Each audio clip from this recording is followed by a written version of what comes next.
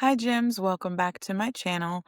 If you're new here, my name is Niecy Chi, and I've been a mindset mentor for 4 years, a master cosmetologist for 18 years, and I'm currently studying to become a nurse practitioner.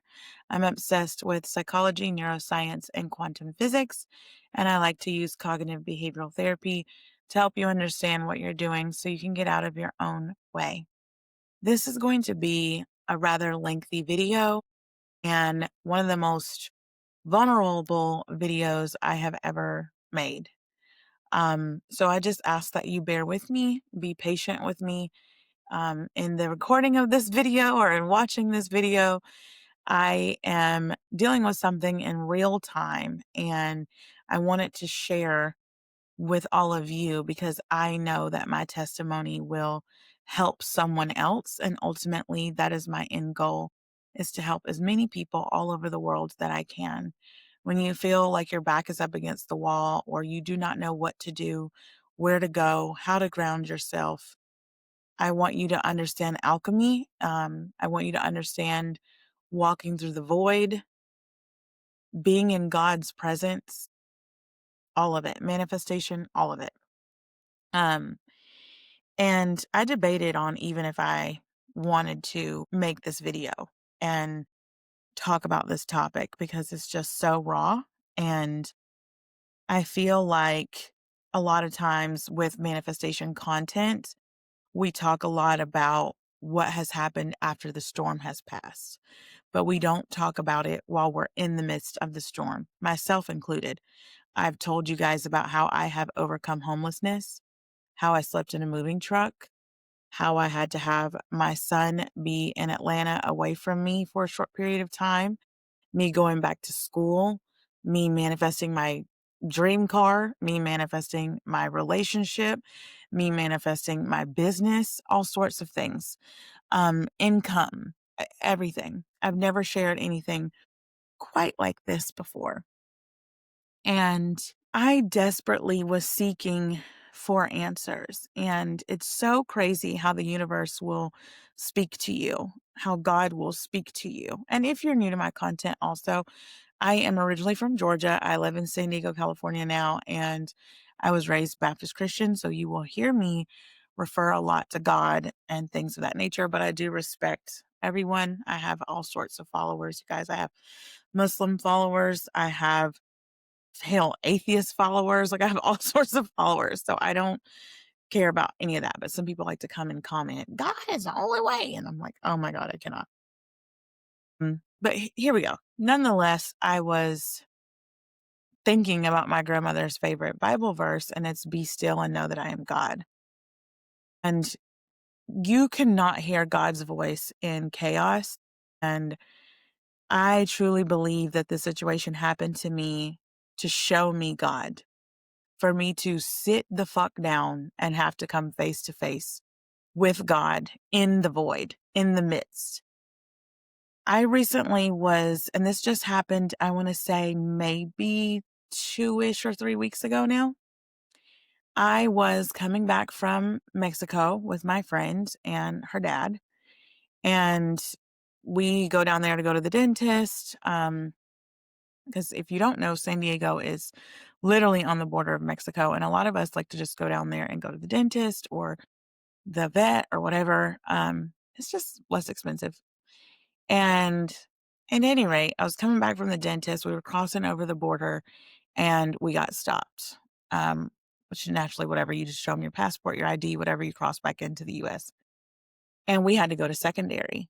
And my heart sank. I was like, what is going on? Like, why are we being stopped? I don't understand. We waited for a little bit, and then these officers came to the car and they asked me to step out of the vehicle. And at first, like my friend's dad was joking. He was like, "Oh, Niecy, do you have any warrants?" Ha ha ha, like joking with me. And I was like, "No, like I don't commit crimes. Like what the hell? Like what is going on?" So I get out of the car and I'm looking at this cop and she's like, "Hey, you have a warrant for your arrest in Georgia. So we have to arrest you." And I'm looking at her like, "Lady, I have never committed a crime in my life. Like, what are you talking about?" And she was like, I don't know what it is, but I know that you have a warrant. And so we have to hold you until Georgia picks you up. And I'm thinking, like, you guys, my mind is completely racing because I'm like, what in the hell is she talking about? I'm like, did I get a failure to appear in court? Like, did I get a traffic violation that I didn't pay? 'Cause, that happens to people. Like, they'll get like a seatbelt ticket or a speeding ticket and forget to pay it. And then they issue a bench warrant for your arrest. And let me take a pause really quick. I have a cousin who likes to steal my identity often. Okay. So I immediately thought, this is my cousin. She's done this before. I have been arrested before, never booked or charged with anything because of her negligence. And honey, we all got a ratchet ass family member. Okay. And she is that one for me. And she habitually uses my name for things. And I have had to deal with different counties all over Georgia clearing traffic violations, speeding tickets, all sorts of shit. She's even gone to jail under her best friend's name. Like, she doesn't just do it to me, she does it to her friend, whatever, which is fucking nuts, right? So I'm immediately thinking, like, this is something that my cousin has done. I'm going to fucking strangle this girl. And mind you, I'm like freaking out because it's already like 1 o'clock in the afternoon and I need to pick my son up from school. I need to take him to basketball practice. Like, I have so much stuff going on. And so I'm at this like holding place at the border and I'm there for like 4 hours, 4 or 5 hours. And they take your phone, of course, like and they have you chained to your ankle, like your ankle is chained and you're chained to like this metal bench. Let me backtrack one more time. And I said this on TikTok live earlier today. Let me backtrack.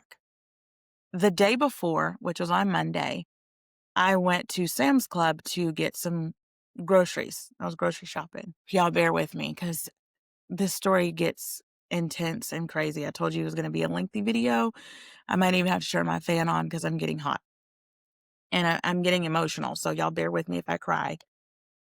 Went to Sam's Club the day before and I stopped in my tracks because I was looking at this box of Frosted Flakes cereal.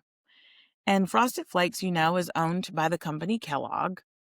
And I'm staring at this box of cereal. And I normally love Frosted Flakes. So I'm like, do I want Frosted Flakes right now? Mind you, like I've been going to Pilates. I've been like on my fitness journey, like super heavy. So I'm like, no, I don't need the Frosted Flakes. And right next to the box of Frosted Flakes are the Mott's fruit snacks. And so I'm staring at the box of Kellogg Frosted Flakes and I'm staring at the box of Mott's fruit snacks. This is very important, you guys. This is very important. So just follow me. I'm staring at the box of fruit snacks and the cereal. And I'm like, does my son need more fruit snacks? No, he doesn't need fruit snacks. Like, I have tons of fruit snacks at home.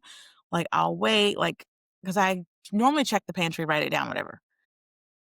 Right after that, I'm walking and I see an officer, like, just in Sam's shopping, just with his uniform on. I don't know, maybe getting a snack, pizza, something. But I saw this officer.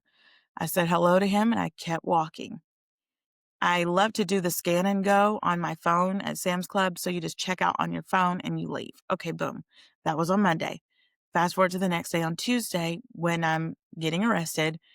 I go inside. I'm talking to the officers. Mind you, they're all so kind, so polite to me. Like, I didn't encounter any negativity except for one officer, like, fast forward down the road, but we'll get there. So as I'm getting like booked, and they're telling me to take my shoes off, check this. I'm thinking that they just want to like ask me some questions. They're like, we have to wait for fingerprints. We have to wait for identification to come back from Georgia. Like, maybe this won't take so long. Maybe it's just like a mistaken identity.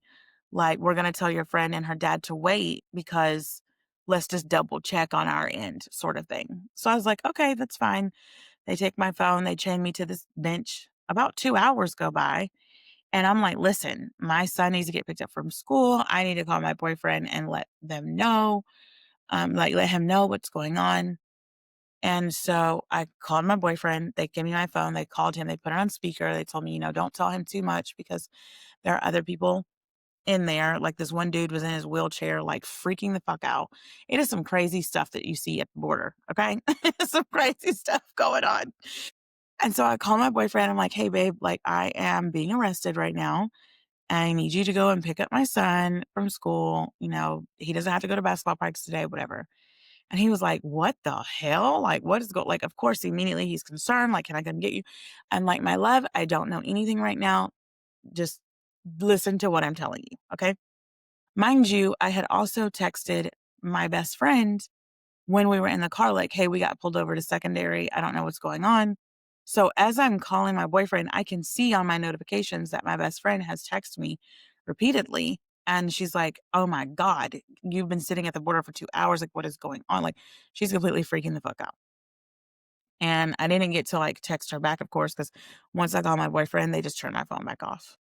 And the officer who's helping me, I looked over at his badge, like with his name on it. You guys tell me why this officer's last name is Kellogg. His name is Officer Kellogg. And I was like, is your name really Officer Kellogg? Like, that's your last name? And he's like, yeah, been my last name my whole damn life. And I'm like, you cannot make this shit up. So I'm talking to this officer kind of on and off. He's like very happy, very, just trying to make a negative situation as light and as positive as possible given the circumstances. And he's doing this for his coworkers, you can just tell he's like a light to people that he comes across.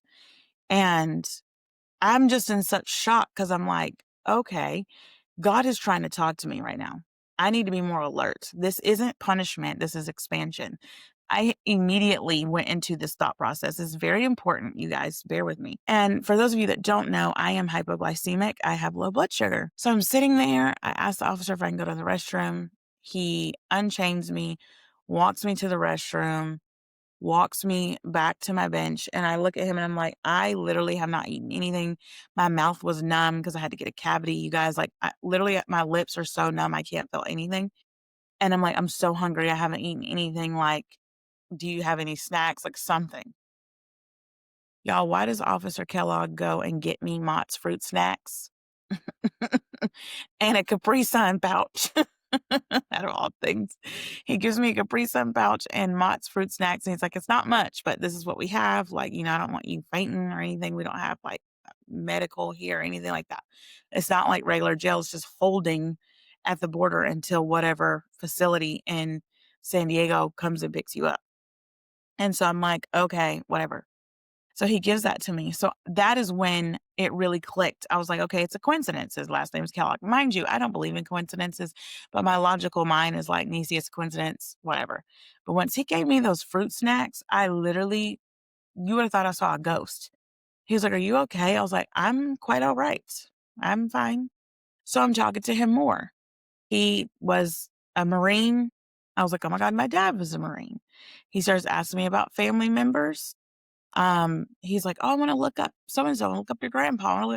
Like he was so infatuated with the fact that like I come from a very strong military family. And he was like, oh, your dad's a Desert Storm vet. Your grandpa's a World War II vet. I don't know what site he was on, child, but I mean, he's a cop, right? So obviously he can just Google these people or whatever it is that they have. So he's looking up all this stuff and he's like, you really didn't commit this crime, did you? And I was like, no, I didn't. I was like, what I mean to tell you, my dad has put the fear of God in me. Like I would never, ever commit any sort of crime at all. And I still don't even know what said crime is yet at this point. So about 4.5 hours go by. Finally my friend and her dad, of course, left because what are they going to do? Keep sitting there? They were like, the fingerprints did come back as yours.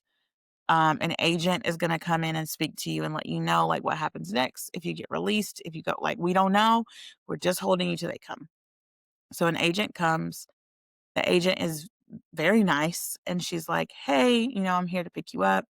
I'm going to take you to a women's detention center. You'll be booked and processed. And I'm looking at her like, is this a fucking joke? Like, am I in a dream? Like, what is happening? Like, what are you talking about? So I asked her, I'm like, what is this charge? And for legal reasons, because this is still going on, I'm not going to say exactly what it was for, but it is a felony charge, you guys. Like, it is It's in the third degree, so it's not like whatever, but it is insane. And what's even more crazy is that they have a photo of the person who did this. Basically, in a roundabout way, am a victim of identity theft, identity fraud. And so she's like explaining to me what's going on. And I'm like, girl, what in the hell are you talking? Like, what? So I'm like, do you have dates? Like, I haven't been to Georgia in a while. Like, what are you talking about? Like, just trying to help piece it together to let her know, like, this was not me. Like, and I can prove that. And she's like, I don't have any of the information. Like, I'm just doing what I was told. Georgia's probably going to want to come and extradite you. And what that means is, like, Georgia will want to pick me up and fly me or drive me back to Georgia versus me being arrested in San Diego, and I would have to see a Georgia judge. Okay. So I'm like, okay, bro, like, I don't have any choice but to go through this. Remember, time is not linear. You are walking through time. You're not in time. Okay. So you're in an experience that you're moving through, is what I want you guys to understand. Okay. So I get to the jail. They are, you know, doing my fingerprints. Well, when you first get to the jail, you have to wait. You have to see medical first. They book you. They take your mug shot, all the shit. All my friends are like, your mug shot's beautiful. I'm like, you guys are insane. But they do all of that. I'm asking this cop questions. She had another like officer with her. And the one cop was like in regular street clothes. She's an agent. And then there is a police officer with me who works for like Border Patrol. And she's with me and she's from Atlanta. So we're talking. She's like asking me where my salon was in Atlanta. Like, I'm really just talking to them and not knowing in that moment the things that these women are saying to me are confirmations of information that I'm going to need later on. Okay. Just like when I had saw the Kellogg's and the Mott's fruit snacks in Sam's Club. Okay. So boom.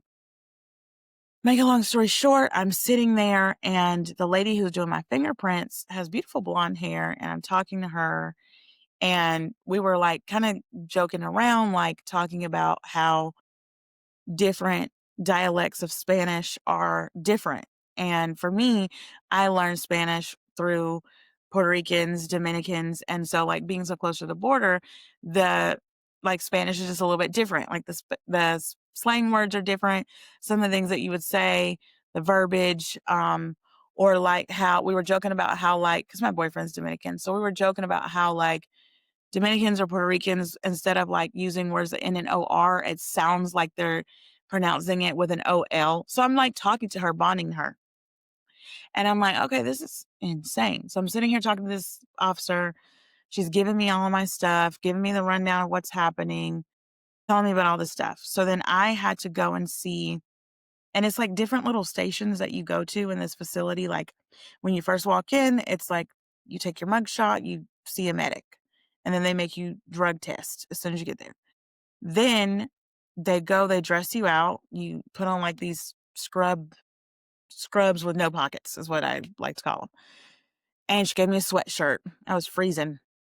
And then I'm sitting there and you're chained to a chair. Like, I'm literally chained to a chair. I can barely move. It's not a long chain. It's a very short chain. So I can barely like move. I can't even do this and like put my hand on I can't even do that.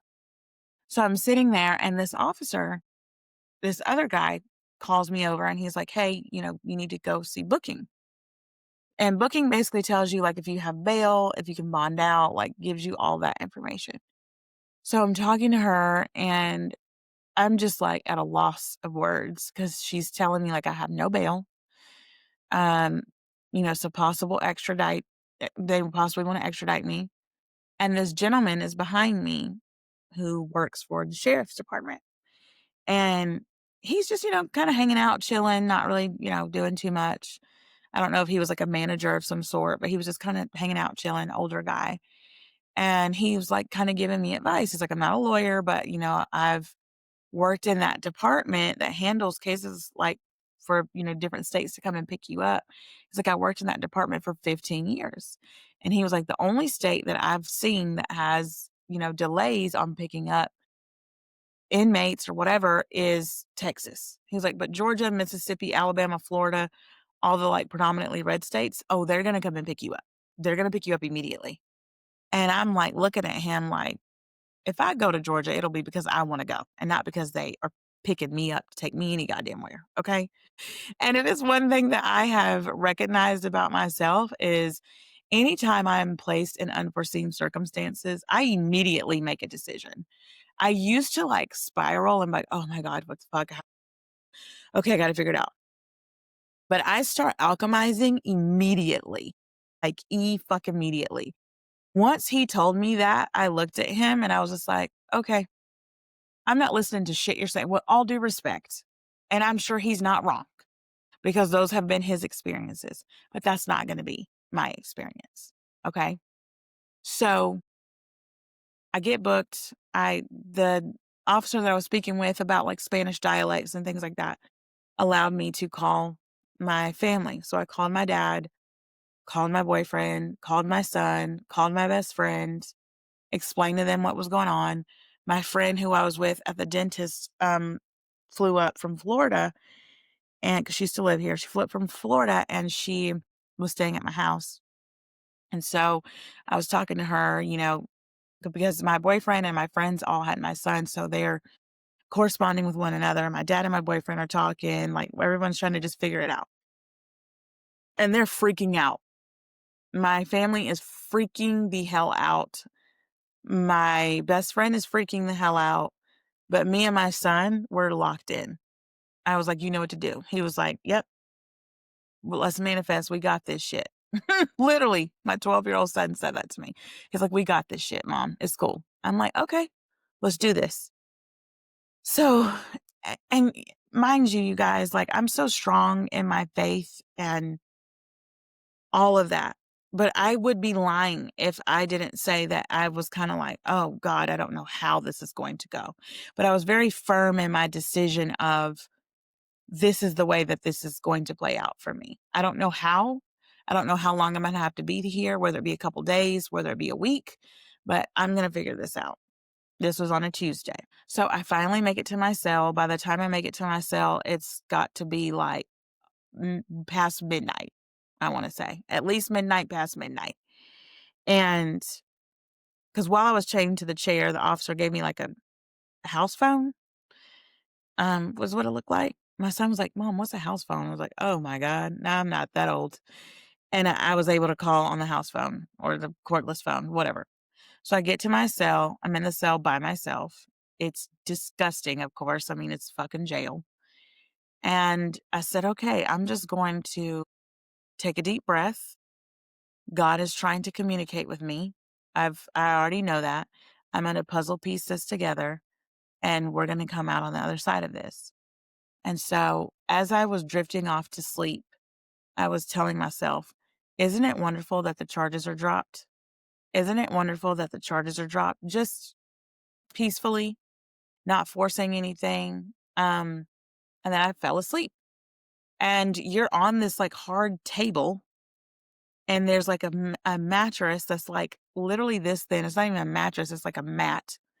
And you have a blanket that's like, I don't have anything in my room to show you, but you have a blanket that's like literally not even thicker than a paper towel.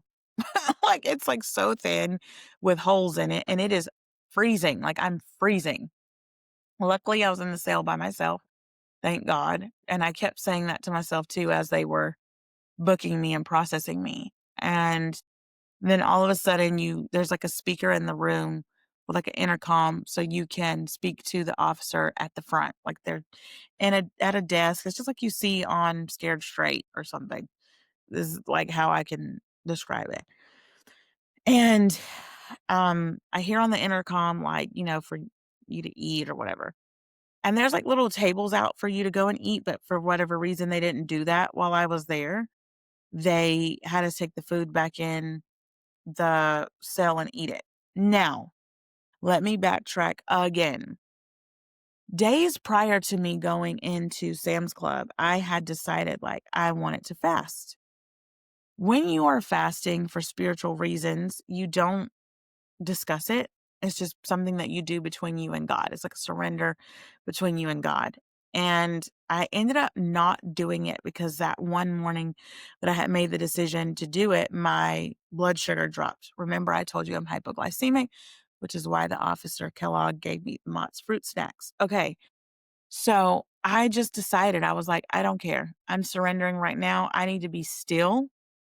I need to hear God's voice. I need to hear whatever message, whatever point God is trying to make to me right now in this moment is what I need to do.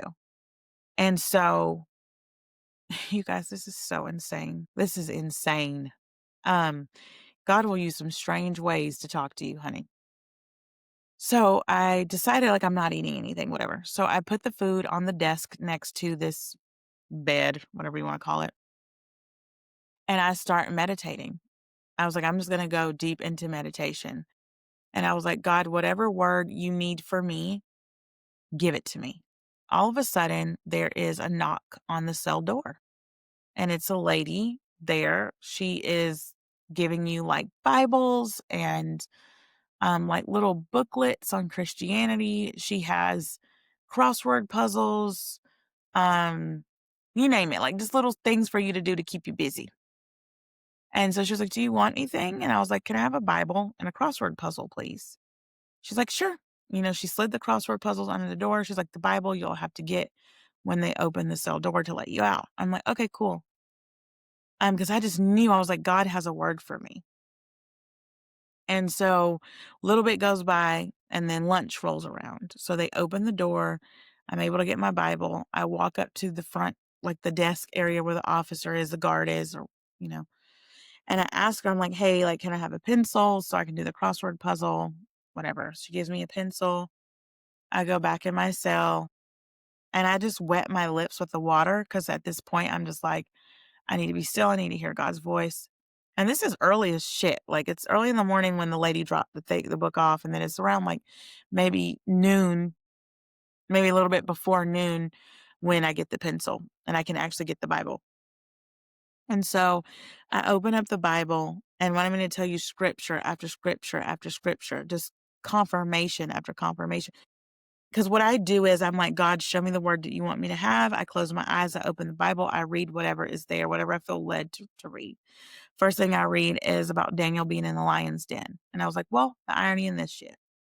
Second thing that I opened up and read was when Jesus was asking the disciples to keep watch and pray so that he could pray. And he was like, do not succumb to your flesh.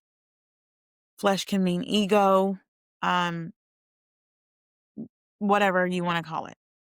To me, the way that I interpreted that was, okay, I'm exhausted at this point, you guys. Like, all I want to do is sleep. I'm literally fighting my brain, fighting myself. Like, what the fuck do I do?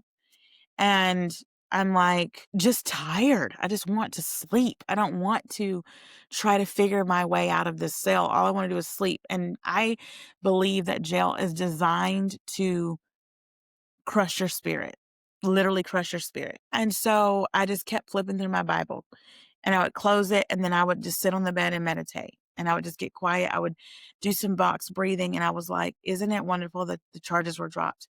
Isn't it wonderful the case got dismissed? And I'm talking like fucking over and over and over and over and over and over and over. Isn't it wonderful? Isn't it wonderful? The case was dismissed. The case got dropped. Case got dropped. Case got dropped. It's dropped. It's dropped. It's dropped. It's dropped. It's dropped. It's dropped. Over and over and over and over again. Like I don't know for how long because there's no clock. You'd have no goddamn idea what time it is. Like, you don't even know. You're in a sale. Like, the window is blurry. I can't see outside. My door, there's like a little window by the door, and then I can look to my right and I can see like the outside, like the courtyard area, and I can look to my left and I can see more cells. That's all I can see. And so I'm just sitting there and I'm just affirming this. And I open my Bible again and I get another confirmation. And it's, yea, though I walk through the valley of shadow of death, I shall feel no evil. And I'm like, okay, open it again. Be still. Know that I am God. Okay. I'm like, okay, God's talking to me. God is talking to me. God is talking to me. I go out because we finally get some free time to go out and watch TV and like hang out and meet other girls or whatever. And as I'm out there, the girl has it on, Dr. Pimple Popper.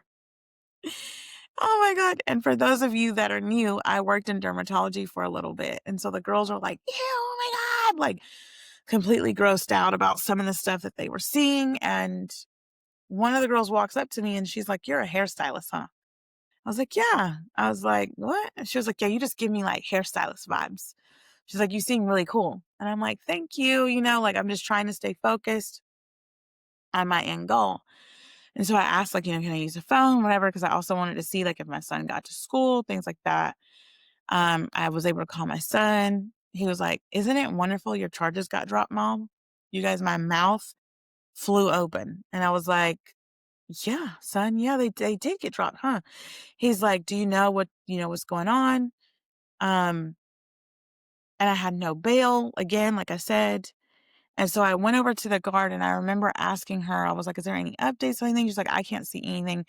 As of right now, we're waiting to see if Georgia wants to pick you up or if you're going to go to a judge here." And I was like, "Well, can you tell me anything?" She's like, "I can't tell you anything right now. I don't have anything. Like there's no update." So they do shift change. So we have to go back into our cell. I go back into my cell and I'm sitting on the bed, like horizontally. Like the bed is long ways and I'm sitting like the opposite with my feet kind of hanging off the side like this. And I just was still. I was like, "Okay, I've affirmed, I've prayed, I've read my Bible, I'm fasting, I'm staying true to my end goal, which is to get the fuck out of here. Okay. And remember, you manifest who you are, not what you want." And you guys, this is where things get really trippy for me.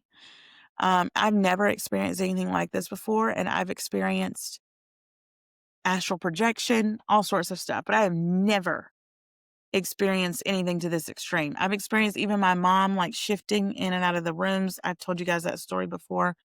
I've never experienced anything like this before in my life.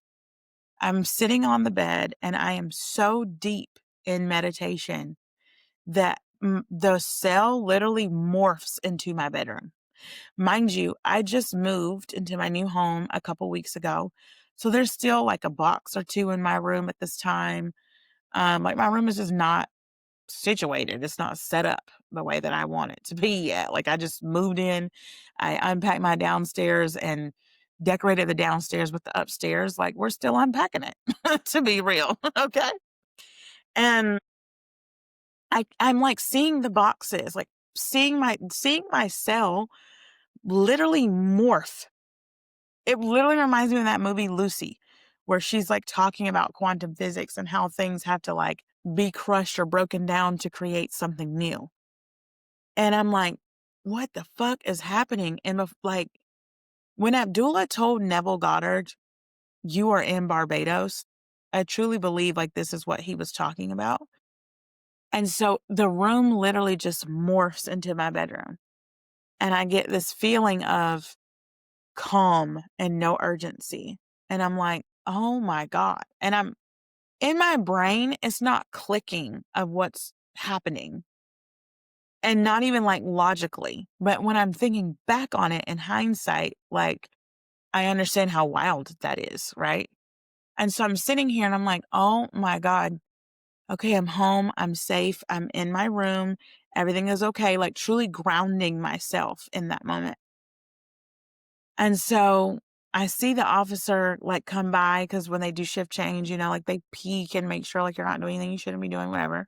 He peeks and he's like, "Afternoon," like jolly to me. And I'm like, "Hey." And so I'm like, "Okay, I'm going home." I'm going home. A- And I just remember like sitting there just in the quiet, in the stillness. And once I recognized like, okay, I'm back in my cell after the officer like, acknowledged that it's a new shift change. I then got quiet. I got completely quiet. I was just staring at the wall in front of me. It's an empty bed. No one's there. On my wall, too, by the way, I left out this part. On my wall, whoever was there previously before me had wrote, "God is with you." And I was like, that's wild. Um, because one of my favorite scriptures is God is within her, she cannot fail. And so I'm staring at the wall, and as I'm staring at the wall, my eyes aren't blinking, but I literally see no black, no white, no light, no darkness, no nothing. It was like the void. This is where I get emotional and choked up. Excuse me. Literally, there's no black, no white, no darkness, no light, no nothing. And I just could hear and feel the presence of God Himself. Like, you guys, it felt like an immense amount of love that I cannot explain. It made my entire body so hot. And I just felt love radiating from my body. And we know that your heart generates a stronger electromagnetic field than your brain. And the moment I felt this feeling, I said, go straight into love. So I immediately pictured myself hugging my son. That was the first thing came to my mind, was that form of unconditional love, was hugging my son. And I thought immediately after, like, God, what are you showing me? And the response was, how powerful you really are. This is what I'm showing you. I'm showing you who you really are, who I've created you and called you to be. And I said, oh my God, okay. So we got to come out of the cell again shortly after that. I don't know how long again, you guys, like the thing of time. And let me backtrack a little bit too. When it comes to time being relative and time not being linear, I truly believe that I needed to go through this. It was very necessary for my growth and where I'm at in my journey, and understanding that when you can disassociate from time. I had no phone, so I couldn't mindlessly scroll. I can't check in with my mentees. I can't check in with hair clients, and thank God I had like marked a couple of days off for some weird reason. Not some weird reason, but I felt led to do that the week prior or 2 weeks prior. And so I'm like, this is crazy that I did that. It was just because, I always say manifestation is preparation. And so I was preparing for it and I just didn't recognize it. So when shift change happened, boom, he let us out. Shortly after that, I walked out there and I asked that officer, I was like, hey, are there any updates on my case? Like, what? Your girl needs to know something. And he was like, I can't tell you anything because the system is down. Said, oh, the system is down. And he said, yeah, it won't even, he's like, look, I can't even load nothing. And he's like clicking the mouse, you know, just trying to prove to me that he's not lying. I don't know. And so I started smiling. He's like, what are you smiling about? And I said, this is God's doing. This is dope. Because what do we know about quantum physics? It has to shapeshift. It has to morph into something else. It has to be destroyed. It has to collapse to form something else. Collapse to form something else. So the fact that the system died or was down, I was like, this is amazing news. So I asked to use the phone. I call my son. I let my son know, like, hey, the systems are down. And my son is like, bet. Like, let's keep going. I'm talking to my boyfriend. My boyfriend is like, what do you think is going to happen? Because my boyfriend believes in manifestation too. But my boyfriend believes in manifestation as a part of, like, he's very like cool about it. Like, you're going to get out, babe. Don't worry about it. Like, not sweating it. Meanwhile, my friends told me after the fact that he was literally like shitting balls. And he was like lighting prayer candles, like, I need my girlfriend back, which I love. And so that happened. So then fast forward, I go back in my cell, like we watch a little bit of TV. I'm talking to this one girl. I go and get a book. And I get this book and I do not remember the name of it. God, I wish I would have written it down. But it was basically about remaining calm when you're going through things. And I ended up reading that whole book. And I met a young lady in there, and we were talking. We were watching Home Alone 2, and we were talking, and I was asking her about her situation. I was talking to her about manifestation. I was talking to her about, just creating your own reality, staying true to her end goal, because she was like, I have court tomorrow. Well, then fast forward like a little bit later, the officer is like, hey, come over. And he told me, he's like, you have court in the morning. So I'm like, okay, so I have to stay here for another night. And he's like, yeah, unfortunately, but you do have court in the morning. He's like, so, we'll call you and, You'll probably wake up at like 6:30 a.m. and then you'll get on the bus and you'll go to court." I'm like, "Okay, cool." So, and you guys, I told you it's gonna be a lengthy video, so y'all just bear with me, but I know for a fact, like, this is gonna help someone whose back is up against the wall and they don't know what the fuck to do. So I go back in my cell. I'm getting ready to go to bed again, and I do the same thing. I'm wetting my lips and wetting my tongue with water because again, I'm fasting. I'm like, nope. If Job can get through whatever he got through, if Ruth can get through, if Daniel can get through it, if Moses can part the Red Sea, I can get out of this damn little funky jail cell. Okay. And even every officer I talk to, this is how we learn how the judicial system works. This is how we get to see, because normally Georgia's going to want to extradite you. Like we see it all the time, every day. And they are reiterating that I am not getting out of here. Every officer that I talk to is telling me to my face, "You're not getting out of here. You're either going to stay here and serve, stay here until Georgia extradites you, or the California judge is going to sentence you. You're not getting out of here. You have no bail. This is how serious this is." So I'm like, okay, you guys are telling me that. I'm not listening. I'm not listening. Go to sleep again. Isn't it wonderful? The charges are dropped. The charges are dropped. The charges are, and I mean, I'm falling asleep like this. In and out of sleep, in and out of sleep, in and out of sleep, waking up, going, whatever. And then I get a call through the little speaker in the room. It's time to go. They have to check your vitals and stuff. Like they checked not my vitals, Lord, my blood sugar before I left. And I do suffer from intense migraines. And so they're like, "Do you need any migraine medicine? Do you need?" No. So then I want to say like maybe an hour later is when we left to get on the bus to go. When you get on the bus to go, they put a chain around your belly, and you cuff your hands, and you're like chained to or cuffed to your belly. It's weird. I feel like a T-Rex like this. And as I'm sitting down in the cell, because they put you in like a room, excuse me, let me backtrack. They put you in a room, and the people that I come across are very important too, okay? They put you in a room, you're in the room, you're sitting there, um and I'm pretty sure some people that are watching this probably have been arrested or know what I'm talking about. But for those that don't, they put you in this room. There's like a toilet with like a half wall, and you're in there with other ladies. All the ladies that are going to court that day with you. And so I come across this one girl, and she is older, but she's dope as hell. Real talkative, real bubbly, fun personality. She's, getting to know me, asked me about my name and what's going on. And she's like, "You have really good energy. God told me to tell you that it's done." Like out of nowhere.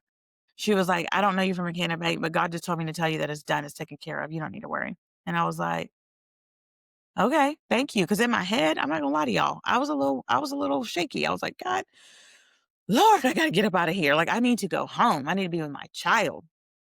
So, um, and then one girl was in there. It was literally like, Orange is the New Black with crazy eyes. Like, y'all, I shit y'all not. This girl, she is in there. She is like not in her right state of mind though. And I'm like, oh my God, what is happening? So fast forward, we get on the bus, and I'm like, God, just give me confirmations.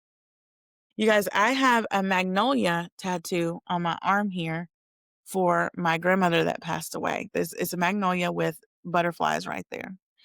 And so the magnolias remind me of my grandmother, my maternal grandmother, and the rose is for my paternal grandmother. And so I'm sitting here and I'm just looking at my tattoos and I'm just rubbing them. And I also have my son's name like further up on my arm where he wrote it when he was in kindergarten. And so I'm just rubbing my tattoos and I'm like, God, just give me signs and synchronicities. Mind you, the bus, you can't see out of the bus window because it's like a little window like this. And I have to like stand up on my tippy toes and like look out the window to try to be able to see like exit signs of where we are. And so I'm like, God, just my family's praying for me. Give me signs. You guys, the deputy decides to turn on the radio because they asked for music. Every single song that played was confirmation. I first heard a song by Prince. My mom loves Prince. I just I don't even remember all the songs that played, but it just confirmation after confirmation. And then I heard a Johnny Cash song, and my dad loves Johnny Cash, okay? And my eyes started, like, welting up because I was like, "I'm really getting the fuck out of here, like, this is happening." And so I'm, like, not excited, but just more, like, in a state of shock almost, where I'm like, "Holy shit. This is, like, the biggest thing I've ever manifested, ever." I manifested my dream car. I manifested out of homelessness, but the law, oh, this takes the cake, honey. So as I see out of the window, I look up out the corner of my eye and I'm like, what the fuck is that? What kind of tree is that? I look over and I look up and I push my feet on cause I'm the first chair and I'm off to the right. And so I push my feet up so I can look out the window. Why is it a magnolia tree? A magnolia tree that's bloomed. You guys, I'm from Georgia. In San Diego, why the hell is there magnolia trees just out by the courthouse? And mind you, I've driven past this courthouse a million trillion times. The salon that I used to work at is right down the street from this courthouse. So I'm like, when the fuck did they put these magnolia trees here? Have they always been here? Like, what is it? What is this? Confirmation. So I'm like, okay. So they put us back in another room. We're in another room. There's a toilet there. It's like maybe like 15 of us, 10 of us. Everyone's talking, getting to know each other. Some of the girls already know each other. They've been locked up before together. They're talking about their cases, what they have going on, whatever. And they're asking me about what's going on with me. And I'm like, I am a victim of identity fraud. Identity theft, excuse me. This person did some things in my name. That wasn't me. They have photos of the person. And how I know this, I forgot this part. How I know this is that I was dealing with this situation 2 years ago, working with the officer, giving him my ID, giving him my name, giving him everything. And I thought it got dissolved. I guess not. And so that's how I know what's going on. And so I'm just letting them know. And they're like, what? Like, that's crazy. I'm talking to them because one of the girls had mentioned, like, oh, she was telling me about manifestation and blah, blah, blah. My mom was telling me about the same thing, yada, yada, yada. Like, we're all just getting to know each other. So they were like, we should all pray before we go to our things, like to our court hearings. So they were like, Niecy, do you want to lead us in prayer? I was like, sure. So I stood up. I'm praying over everyone. The girls are crying because I'm telling them to be renewed by, their mind and not their circumstances. Like, I'm speaking life into these women. And out of nowhere, I hear them call me. And so because the one girl I told you guys about that was like, God told me to tell you, like, it's done. She's like sitting kind of diagonal from me. And she's like, don't worry about it. Like, this is being taken care of. Don't even worry about it. Don't even fret. Don't worry about it. Like, it's being taken care of. So I'm like, okay. So they call me out and they're like, hey, your case is getting dropped. And I'm like, oh, okay. They're like, instead of making you sit here all day, we're just going to go ahead and take you back so you can get processed out. Because at this point, it's like maybe 9 in the morning ish. I don't really know. But it's got to be like at least like 8:30, 9 a.m. So I'm like, okay, cool. So I'm talking to this officer who looks like my homeboy that passed away.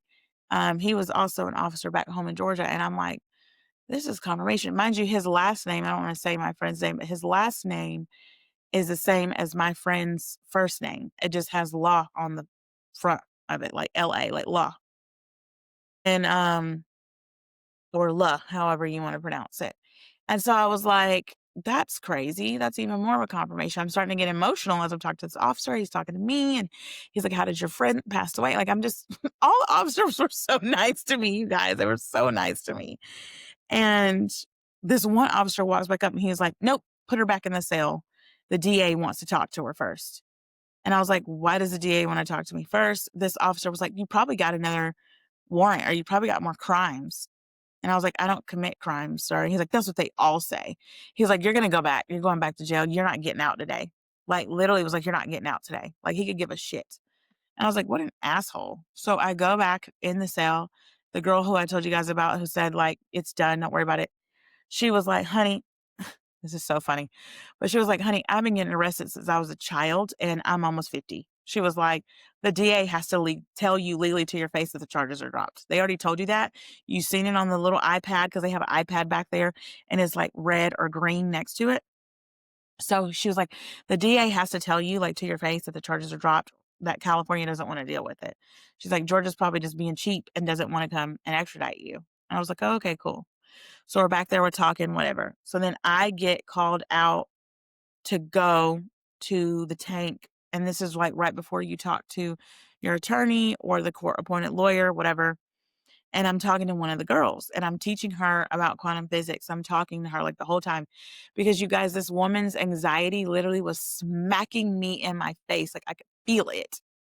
And I was like, girl, you have got to breathe. Like, you're making me anxious as shit. And she was like, you can feel my anxiety. I'm like, yes, your heart is literally pounding right now. I can feel heat radiating from your body. And she's like 5 feet away from me.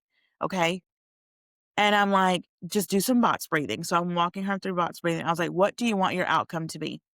Mind you, there's this fake little alchemist like girl in there. And the reason why I say that is because she was definitely a conditioned stimulus for me and for the girl that I was with. Because one minute she doesn't know if she wants to be Muslim, one minute she doesn't know if she wants to be Christian, one minute she doesn't know if she wants to be atheist. Like, this woman was all over the place. And we were talking about quantum physics, and she was like, you just have to understand that none of this is real. This is all a simulation and blah, blah, blah, blah, blah.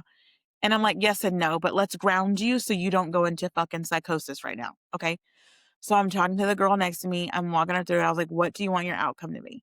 She's like, I want to get shipped back home to Pennsylvania. I do not want to be here. She's like, I should have never told them that I didn't want to, that I wanted to be here, that I didn't want to be extradited, whatever. And so I was like, okay, then if you want to go back home, you want to be shipped to Penn State, then say that.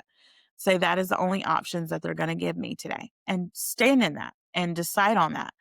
I'm walking her through it. I'm like, breathe, 1, 2, 3, 4, hold, 1, 2, 3, 4, exhale, 1, 2, 3, 4, 5, 6, walking her through it. Boom. All of a sudden, the lawyers come in. The lawyer sits down with me and she's like, hey, the judge does not want to deal with this. She doesn't want to waste California tax dollars.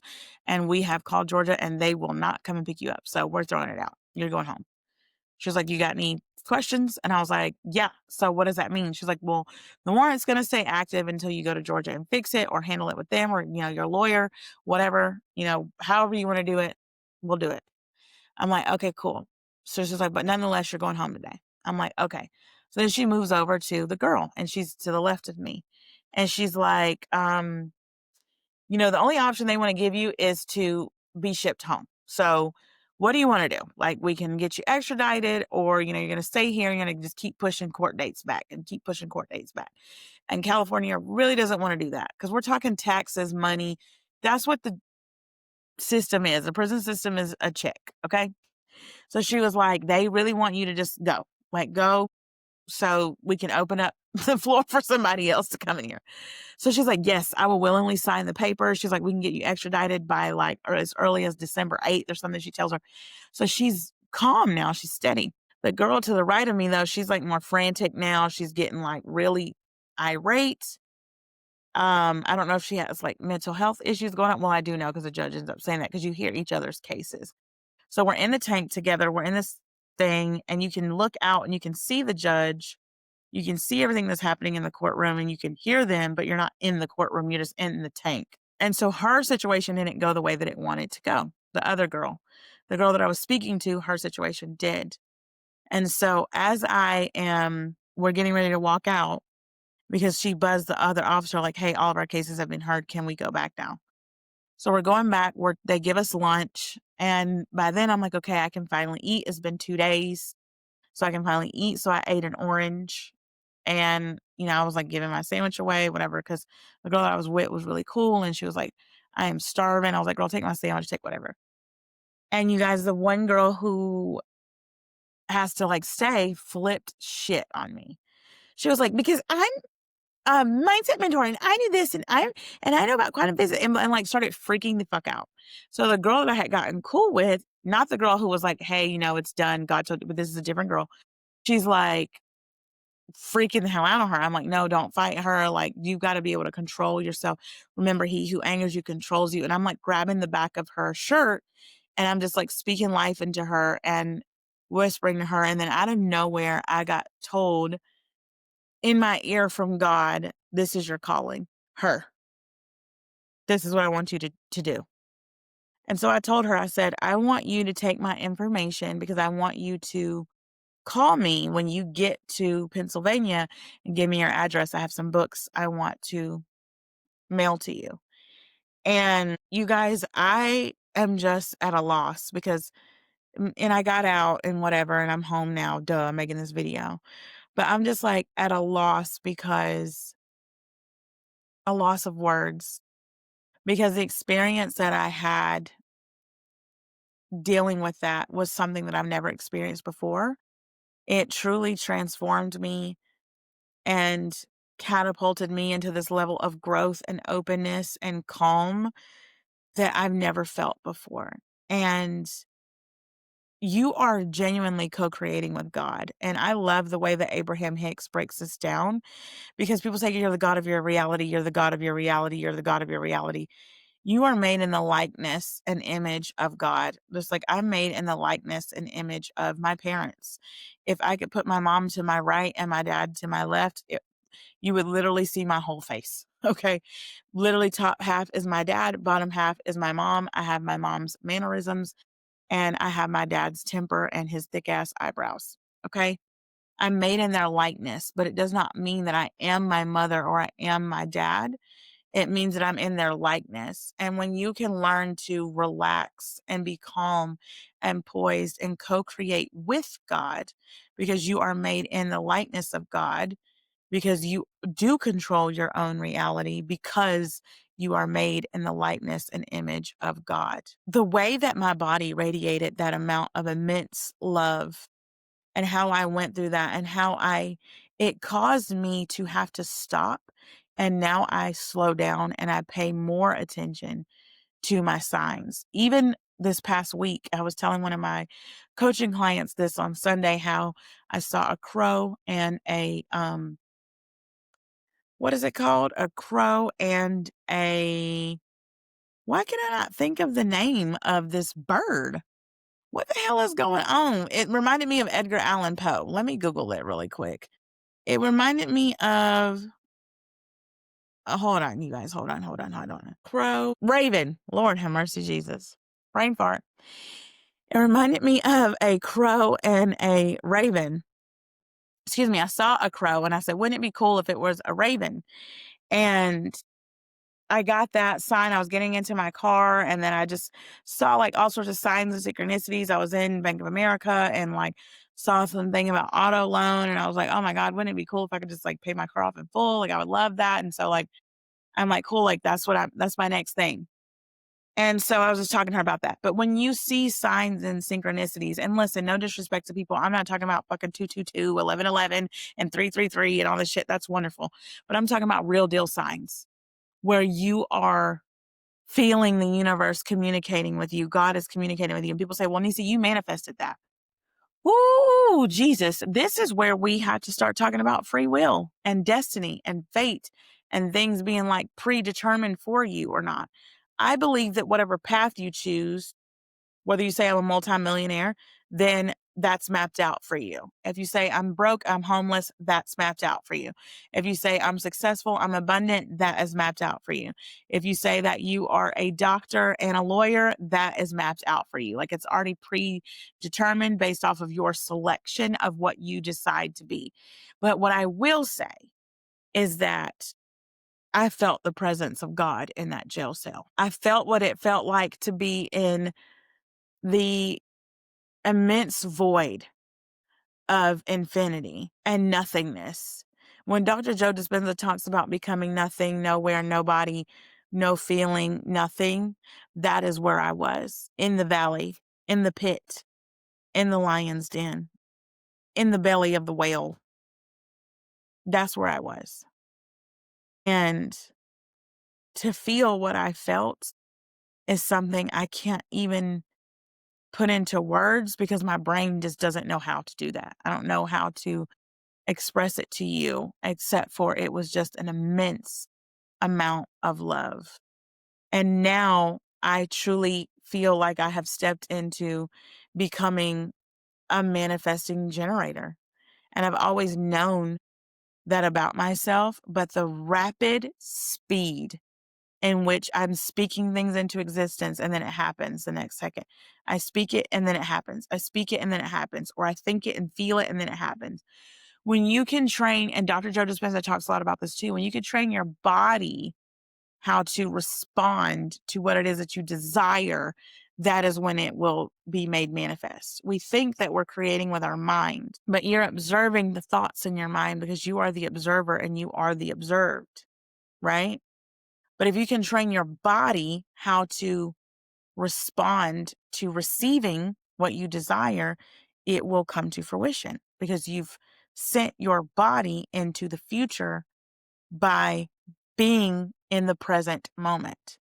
There's nothing but the now. There's here and right now. So when you can be in the now, be present, become nothing, nobody, nowhere, nothing, but just be present in the void, that's where creation starts.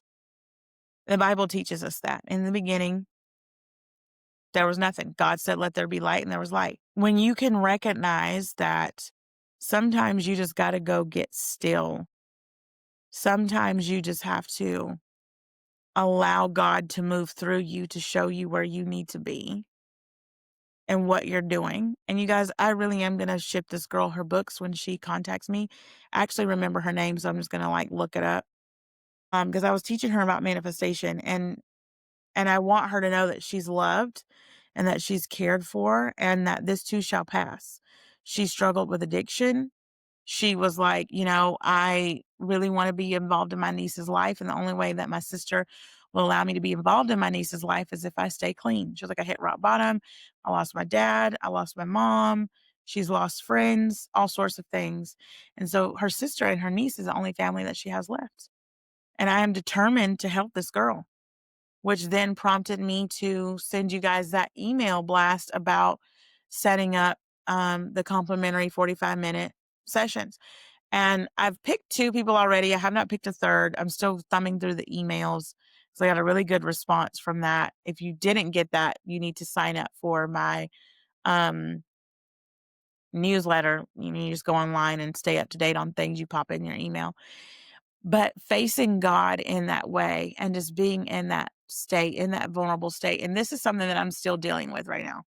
I've never really given you guys a live update on something that's going on in my life right now. But I know that it'll be dismissed, it'll be dropped, whatever. They have a photo of the person who did this, and clearly, duh, the damn picture ain't me. I'm like, how the hell am I in California and Georgia at the same time? In a county I've never even heard of, by the way. It's ridiculous. And so I'm like, okay, whatever. So proving that should be easy peasy. But just having to have gone through that is something that I'm truly grateful for because it showed me who I am. It showed me who God has called me to be, um, who God has called me to be for other people, to be of service to people, to help people as much as I can. Sometimes I get led to do that freely. And I just want to tell you, whoever's listening to this, if you made it to the end, no matter what you're faced with, no matter what you're going through, you can get through it and you will. If you could just be still and listen to God's voice, listen to where you're being led and guided, slow down. I truly believe that God wanted me to slow down. And I'm not talking about slow it down. I'm talking about slow it down. I was on a 15. God said, go to a 2. That slow. If you can just slow down, remain calm, listen to me, my love. You do not create in chaos. You can, it will not be the result that you want. To get the result that you want, you need to create in a state of calm, in a state of peace, in a state of tranquility. Meditation is so important. And I used to think that it just was not that important. And it is detrimental to who you are in uncovering the many multifaceted layers of yourself. That is the I am. And that is one of the most powerful and vulnerable places that you can be. I also felt called to bring back I can't even believe I'm saying these words. Holy shit. I feel called to bring back my mentorship packages where I meet with you 3 days a week. If you're someone who's wanting that level up and lifestyle change and you want someone to hold you accountable and walk you through it and hold your hand through it, I will do that. Reach out to me via email. I'm not going to put that package on my site. I don't want it open to everyone, just for the people that feel aligned with me. And if you feel aligned to do that, you'll meet with me 3 days a week. My email is niecyg@platinumganglifestyle.com. Reach out to me via email and then we'll get it set up. For anything else, you guys, for rewiring your prefrontal cortex, you can go to platinumgang.store.